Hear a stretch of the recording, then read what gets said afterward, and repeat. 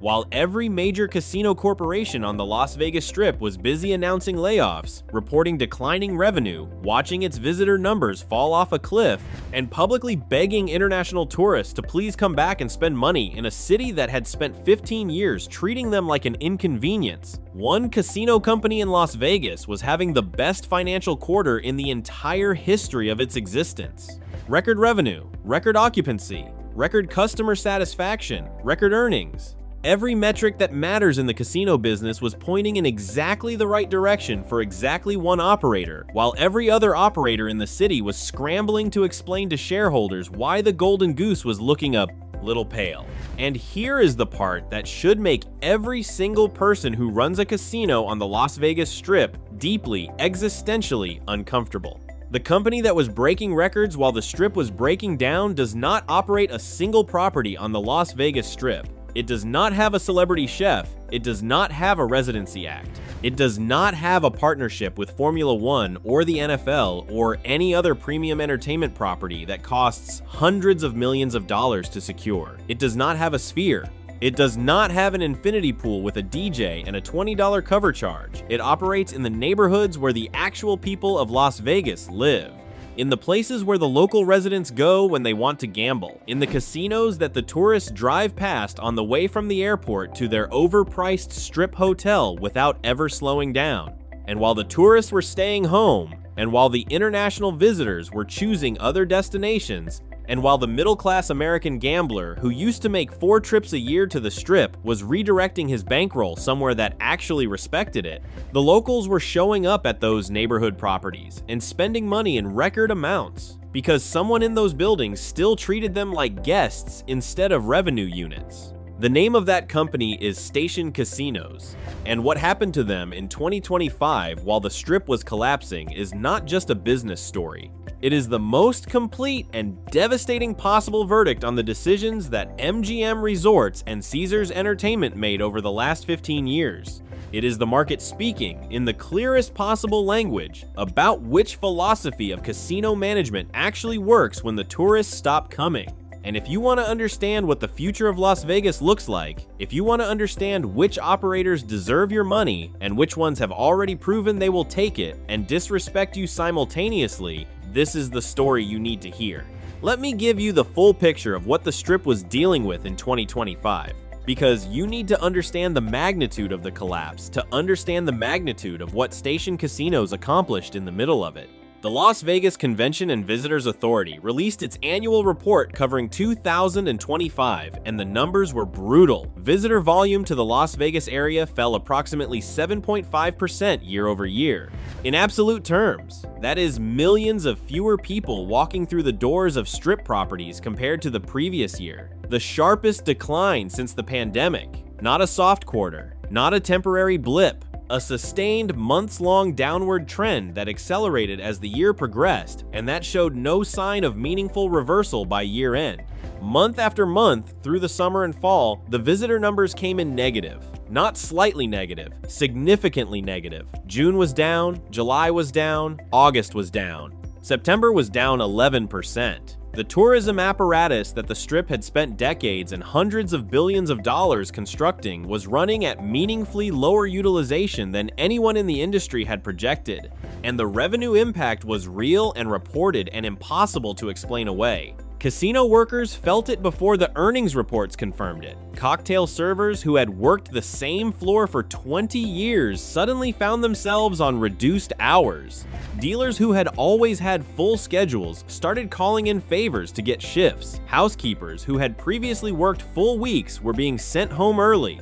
The human reality of the tourism decline showed up on the casino floor before it showed up in the quarterly filings, because the people who work the floor feel the absence of customers in the most immediate and personal possible way. When there is nobody sitting at your tables, you know it.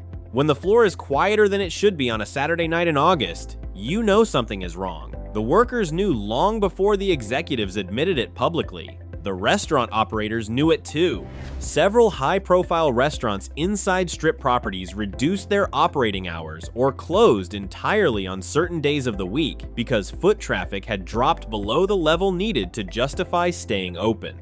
The food and beverage revenue at major Strip properties declined alongside the gaming revenue, which is what happens when the tourists who generate both stop arriving. A casino floor and a casino restaurant are economically linked. You cannot have one full and the other empty. When the visitors stopped coming through the front door, the consequences radiated through every revenue line in every department of every property on the Strip. The international dimension made it worse. Canadian visitors, who have historically been among the most reliable and highest spending international visitors to Las Vegas, reduced their visitation substantially in response to the deterioration in the relationship between the United States and Canada over trade and border policy. The Las Vegas mayor went on national television to personally appeal to Canadian tourists to please come back. The response from the Canadian public was captured in a Reddit thread with nearly 4,000 upvotes, the title of which was essentially a polite but emphatic refusal, and the comments of which made clear that years of being treated poorly by Las Vegas's pricing structure had made the decision to stay home considerably easier once the political context provided an additional reason. International visitors from Europe were similarly reluctant to travel to the United States during a period of significant diplomatic tension, and that reluctance showed up in Las Vegas visitation data in ways that the LVCVA could not spin into a positive story. The Strip operators responded the way publicly traded companies always respond to unexpected revenue declines. They cut costs, they reduced labor, they implemented promotional pricing on rooms that were sitting empty. They extended comp offers to players who had been receiving fewer offers during the years of peak demand. They talked about their long-term strategies in earnings calls while analysts quietly reduced their price targets. They maintained that the fundamentals of the Las Vegas tourism market were sound, while their quarterly numbers told a more complicated story. And they continued to operate their properties in the way they had always operated them, with resort fees, with parking charges, with 6 to 5 blackjack on the main floor, with automated drink monitoring, with call center front desks, with all of the cost optimization and margin protection mechanisms that had been built into the operating model over the previous decade of financial engineering. Because those mechanisms were not incidental features of the business, they were structural. They were baked into the debt service requirements and the rent obligations and the return targets that the ownership structure demanded. You cannot simply decide to eliminate resort fees when you are paying annual rent on your buildings to a real estate investment trust that expects its payments to arrive on time, regardless of how your quarterly visitation numbers are. Trending, and this is the context in which Station Casinos reported its record quarter. Not a good quarter, not a strong quarter, a record quarter. The best performance in the company's history, measured across the metrics that define casino financial health, happening at the exact same moment that the Strip was posting its worst tourism numbers in years. That juxtaposition is not a coincidence. It is a direct consequence of two fundamentally different approaches to the casino business, playing out simultaneously in the same city, producing opposite results, and thereby providing the clearest possible natural experiment in casino management philosophy that the industry has ever generated. So who is Station Casinos, and why does most of the country have no idea they exist? Station Casinos is a privately held gaming company that operates a portfolio of casino properties throughout the Las Vegas Valley, with a deliberate and explicit focus on the local market, not the tourist market, not the convention market, not the destination entertainment market, the local market. The people who live in Henderson and Summerlin and North Las Vegas and the Southwest Valley and every other residential neighborhood in the greater Las Vegas metropolitan area, which is a real city with nearly 2.5 million residents, most of whom have no particular desire to fight Strip traffic every time they want to gamble. The company's flagship property is Red Rock Casino Resort, which is located in Summerlin near the western edge of the valley and is, by any objective measure, a beautiful and well-appointed resort that would hold its own against most Strip properties on the dimension of physical quality.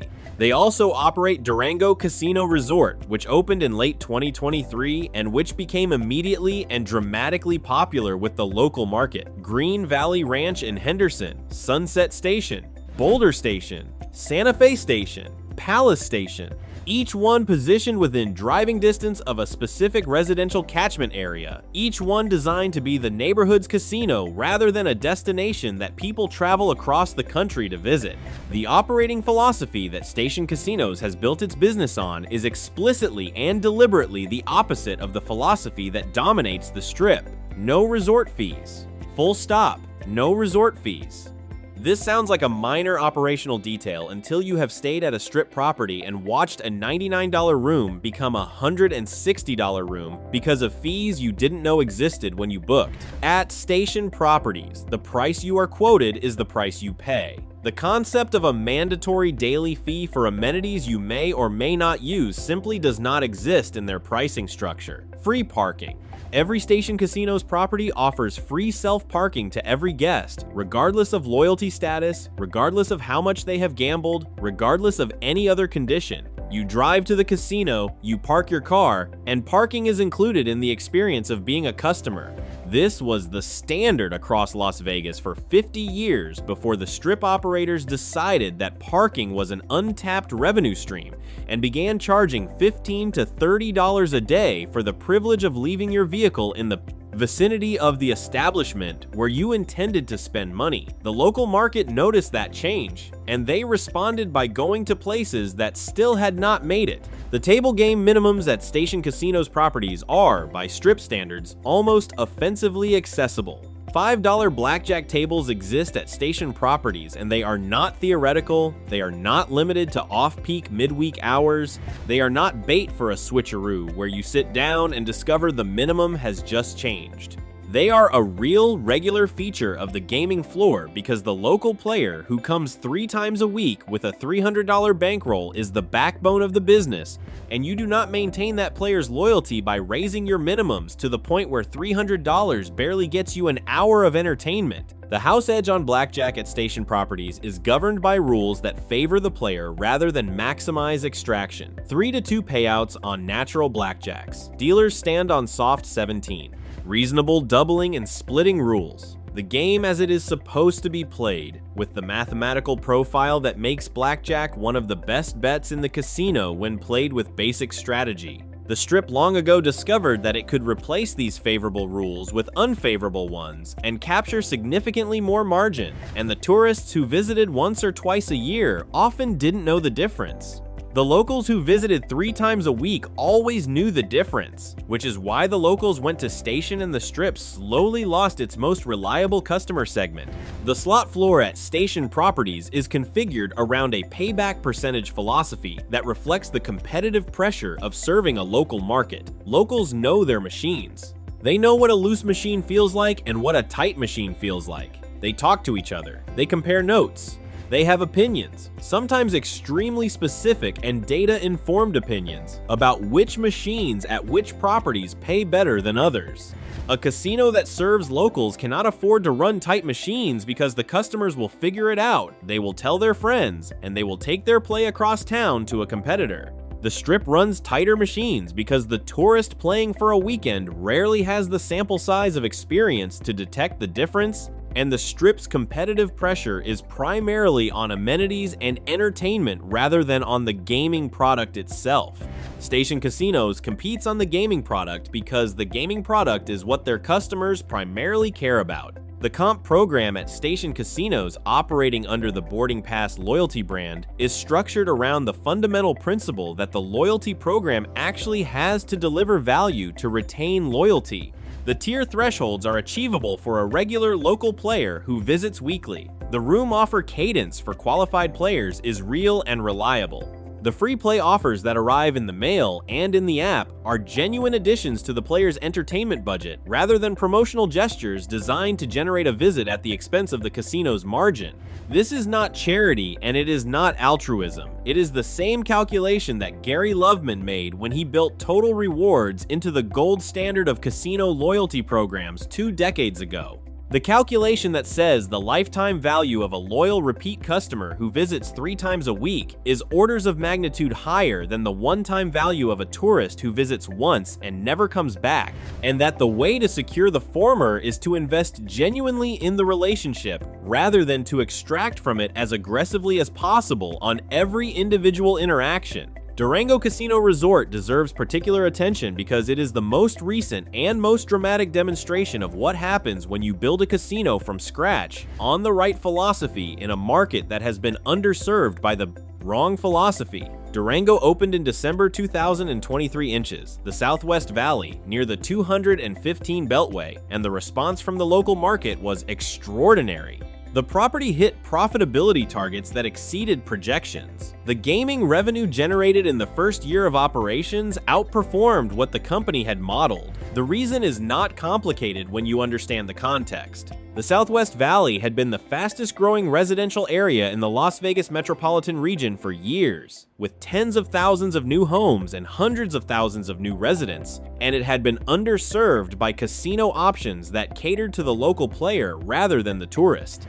Durango was built specifically for that underserved population, with the Station Casino's philosophy applied to a new building with a fresh aesthetic and a carefully curated amenity mix. The locals came in numbers that validated every assumption the company had made about the market, and they came specifically because the alternative was driving to the Strip and dealing with everything that has been described in every video on this channel. The food and beverage program at Durango and at Red Rock and at the other station properties reflects the same philosophy as the gaming product. You can eat a real meal at a Station Casino's property for a real price that corresponds to what the food is actually worth rather than what a captive audience in a tourist district can be made to pay. The casual dining options are priced for a local who might eat there twice a week, not for a tourist who is eating everything on the property because they have prepaid a resort package and have no particular incentive to seek alternatives. The coffee costs what coffee should cost. The breakfast costs what breakfast should cost. When you sit down and order food at a station property, there is no venue fee on the bill and no concession charge and no surcharge for the ambient music playing in the background. These sound like small things, and individually they are small things. Cumulatively, across a 2-hour visit or a weekend stay, the difference in the total cost of the experience between a station property and a comparable strip property is substantial and is felt by the customer in a way that shapes their decision about where to spend next time. The sports betting product at Station Casino's properties has also been a significant competitive advantage in the period since sports betting was legalized and expanded. The sports books at Red Rock and Durango are genuine amenities, large and comfortable and well-designed spaces with extensive screen coverage and seating arrangements that invite long viewing sessions. They are not afterthoughts squeezed into a corner of the casino floor because the floor space was needed for slot machines. They are primary attractions that draw customers who arrive for the game and stay for the gambling, which is exactly the customer flow dynamic that a well-designed sportsbook is supposed to generate. The local sports bettor who wants to watch Sunday football in a comfortable environment with easy access to a sportsbook and reasonably priced food and drinks has no compelling reason to fight strip traffic and pay strip prices to accomplish the same thing. They go to station. They go every week. They become the kind of habitual, loyal customers that every casino in the world claims to want and that the Strip systematically drove away.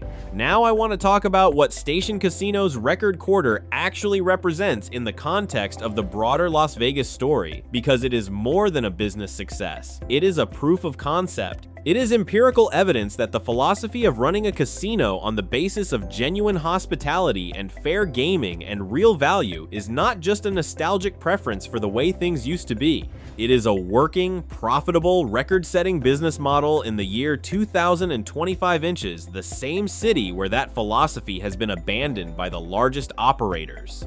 The argument that MGM and Caesars implicitly make every time they raise a resort fee or change a blackjack payout or install a drink monitoring sensor is that these decisions are financially necessary, that the cost pressures of modern casino operation make the old model of generous hospitality economically unviable, that the handshake deal between the casino and the player was a luxury of a simpler time when the financial structure of the industry was less complex and the competitive landscape was less demanding. Station Casino's record quarter is the direct refutation of that argument. It says, with the clarity that only a revenue figure can provide, that you can run a casino without resort fees and without 6 to 5 blackjack and without automated drink sensors and without call center front desks, and you can be the most financially successful operator in your market in the sensordesting.u. Same period when the operators who made all of those decisions are reporting declines. The reason station casinos can do this and MGM and Caesars cannot is worth understanding, because it goes to the heart of why the Strip is structurally incapable of returning to the philosophy that built it. Station Casinos owns its properties. They are not paying annual rent to a real estate investment trust that purchased their buildings and charges them to occupy the structures they built. They are not servicing a $20 billion leveraged buyout debt load that requires every operating decision to be filtered through the lens of cash available for debt service. Their ownership structure is not dominated by private equity funds, whose return targets require aggressive margin improvement within a fixed investment horizon. They are a casino company that operates casinos and that measures success by the quality and loyalty of its customer base and the sustainable long-term revenue that customer base generates. When you make decisions from that starting position, you make different decisions than when you make them from the position of a company that is paying rent to Blackstone and servicing debt to Apollo. You can afford to give the customer the better deal because the better deal for the customer produces the better long-term outcome for the business when your business is not structurally obligated to maximize short-term extraction. This is not a small or incidental point. It is the entire explanation for why the Strip became what it became. The private equity era and the REIT transaction era fundamentally altered the time horizon and the incentive structure within which Strip operators make decisions. A casino that owns its buildings outright and has a manageable debt load can afford to think about customer lifetime value over a 10-year horizon. A casino that is paying rent to a real estate investment trust and carrying significant leveraged buyout debt is under pressure to maximize revenue in the current quarter and the next quarter because the obligations of the financial structure do not pause while the hospitality culture recovers. The resort fee does not feel like a betrayal of the customer relationship from inside a CFO's office where the quarterly rent payment is sitting on the desk waiting to be processed. It feels like a revenue optimization measure that happens to align with the financial needs of the moment. The cumulative impact of hundreds of individual revenue optimization measures, each one small enough to seem reasonable in isolation, is the Las Vegas Strip as it exists today. And the alternative, the path not taken, is Red Rock Casino on a Tuesday night, full of locals having a good time, paying fair prices for fair games, generating record revenue for an operator that never forgot what the business is actually about. Let me tell you about something specific that happened during the period of the Strip's decline that illustrates the contrast in the sharpest possible terms. When visitor numbers started falling on the Strip, the major operators responded with a predictable and ultimately self-defeating strategy. They introduced promotional room rates, they offered discounted packages, they pushed aggressive marketing campaigns into feeder markets. They tried to buy back the volume they had lost by lowering the price of the hotel room, the one element of the value proposition they had already degraded with resort fees, while maintaining every other element of the extraction apparatus. The message to the customer was essentially, "We know we have been overcharging you. Here is a temporary discount on one of the many things we overcharge you for. Please come back."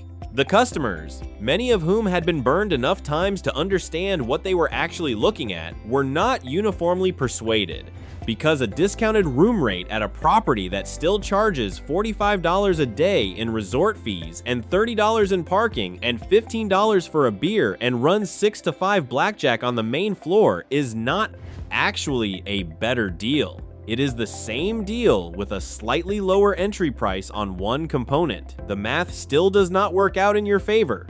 And a customer who has been to Laughlin or Reno or Biloxi or a station property and felt the difference in the total cost of the experience is not easily fooled by a promotional room rate into forgetting that difference. Station casinos did not need to run promotional campaigns during the period of the Strip's decline. They did not need to beg their customers to come back because their customers had not left. The local player who drives to Red Rock or Durango on a Friday night does not need a promotional incentive to make that trip. They make it because the experience they receive when they arrive justifies the trip without any discount. The comp they earn reflects real play at real value. The food they eat costs what food should cost. The game they play uses fair rules. The parking costs them nothing. The front desk is staffed by actual human beings at the actual property who know the actual building and can actually help them with an actual problem. The relationship between the casino and the customer is functioning the way it is supposed to function, and the customer responds to that by continuing to show up week after week, which is the only customer behavior that produces a record quarter. The Durango story specifically is worth spending more time on because it is so recent and so dramatic that it has not yet been fully absorbed into the conventional understanding of what is happening in Las Vegas. Durango opened 14 months before Station Casinos reported its record-breaking performance. The property was designed by people who understood the local market deeply and who made every design and operational decision with the local players' preferences as the primary constraint. The gaming floor configuration was optimized for the types of games that locals prefer. The dining options were priced and curated for a customer who might eat there regularly, rather than for a customer who is visiting once and has no baseline for comparison. The loyalty program integration was seamless, and the tier credit earn rates were calibrated for the visit frequency of a local player rather than for the once-a-year tourist. The sports bar was built to be the best place to watch a game in the Southwest Valley, not just adequate, but genuinely the best. And when it opened, the local market responded with its feet and its wallets in a way that exceeded every projection the company had made. The contrast with what was happening on the Strip during the same period is almost painfully clear. While Durango was exceeding projections and contributing to a record quarter for Station Casinos, the Strip was dealing with the consequences of decisions made years earlier. The decisions to load the balance sheets with debt and sell the real estate to REITs and outsource hospitality judgment to algorithms and call centers and automated drink sensors. The decisions to eliminate the comp programs that had built customer loyalty over decades. The decisions to change the game rules in ways that extracted more from each hand while making the game less enjoyable to play. The decisions to charge for parking and for resort amenities that had always been included in the implicit price of being a casino guest. Each of those decisions had seemed reasonable in the context in which it was made. All of them together produced a product that a meaningful segment of the gambling public simply decided was no longer worth buying. I want to address something that the casino industry's defenders always raise when this argument is made. They say that Station Casinos is not really comparable to the Strip because Station serves a local market while the Strip serves a tourist market, and that the economics of serving locals are fundamentally different from the economics of serving tourists. This is partly true and entirely irrelevant to the point being made. Yes, the economics are different.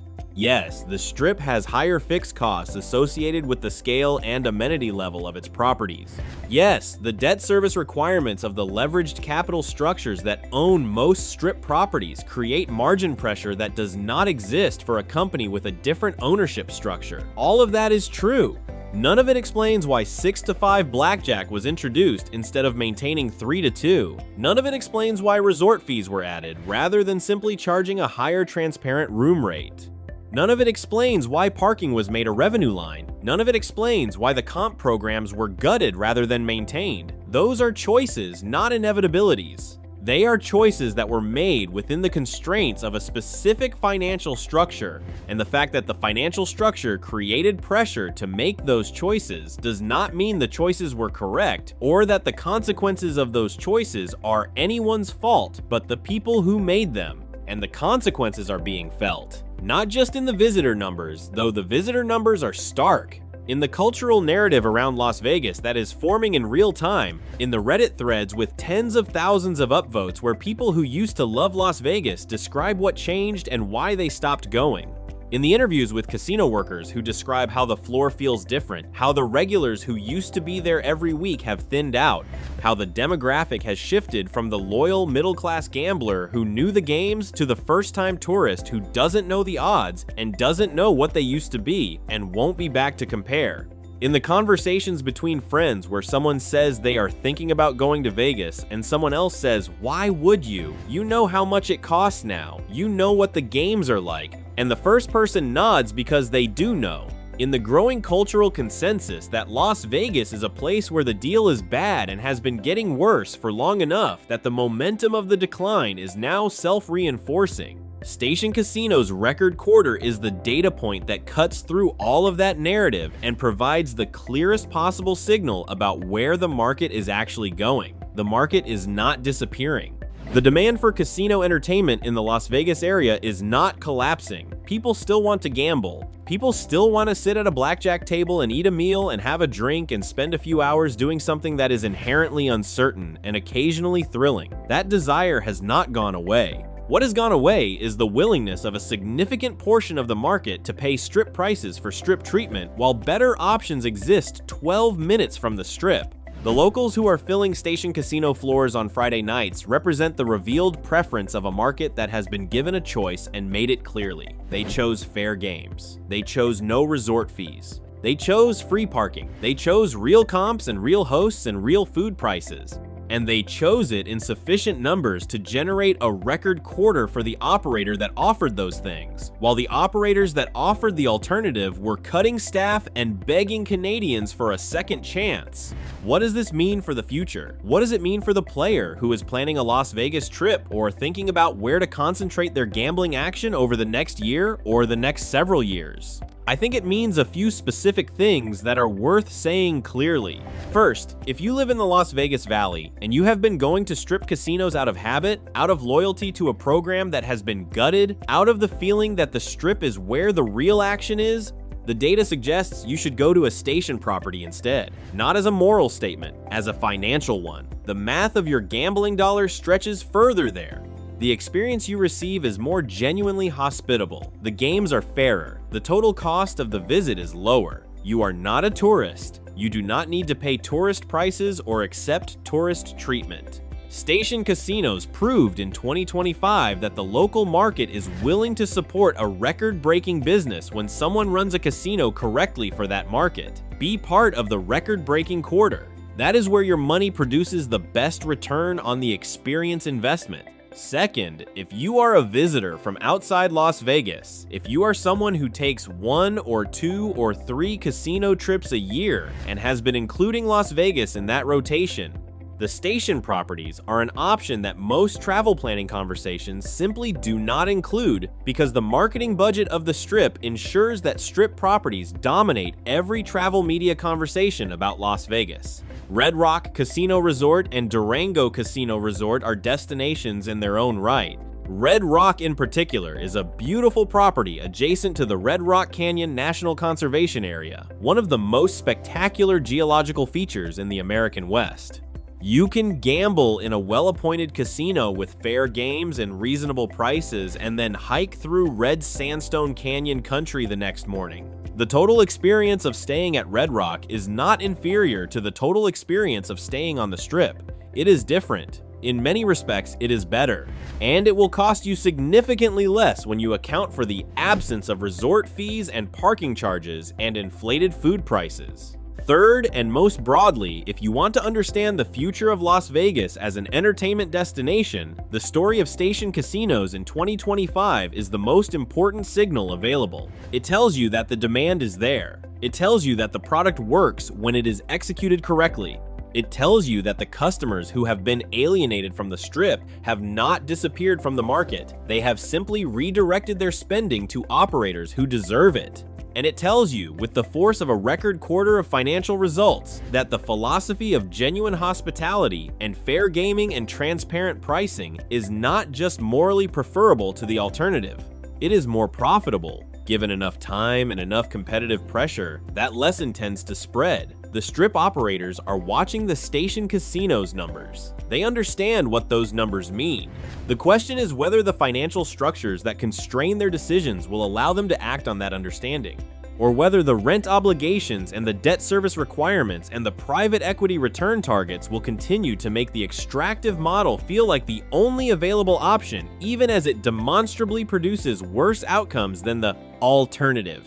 The parallel that comes to mind, the one that I think captures the situation most accurately, is the story of what happens to any industry when a dominant player becomes so comfortable in its market position that it stops competing on the quality of its product and starts competing on the inertia of its brand. It works for a while. The brand has enough residual value to sustain the volume even as the product quality declines. But at some point, the gap between the brand promise and the product reality becomes wide enough that customers are willing to bear the switching cost of trying something different. And when those customers try something different and find it better, the conversation changes, the word of mouth changes, the cultural narrative changes. The Reddit threads change from tips about how to navigate the Strip to arguments about why you would go to the Strip at all when the alternatives are clearly better. Las Vegas is somewhere in the middle of that process right now. Station Casino's record quarter is the moment in the story where the alternative is proven to be genuinely better by the clearest possible metric. What happens next depends on whether enough people hear that proof and act on it. You cannot build an empire by disrespecting the people who built it. This channel has said that before, and it bears repeating because it is the most concise possible summary of what the Las Vegas Strip's last 15 years amount to. The players built the Strip.